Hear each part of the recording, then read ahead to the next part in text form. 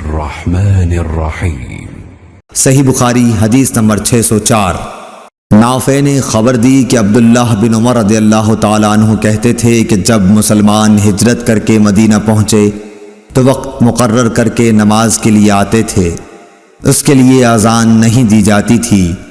ایک دن اس بارے میں مشورہ ہوا، کسی نے کہا نصارہ کی طرح 1 گھنٹہ لے لیا جائے، اور کسی نے کہا کہ یہودیوں کی طرح نرسنگا بگل بنا لو، اس کو پھونک دیا کرو۔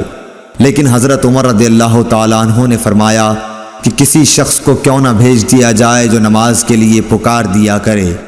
اس پر آن حضرت صلی اللہ علیہ وسلم نے اسی رائے کو پسند فرمایا اور بلال سے فرمایا کہ بلال اٹھ اور نماز کے لیے اذان دے۔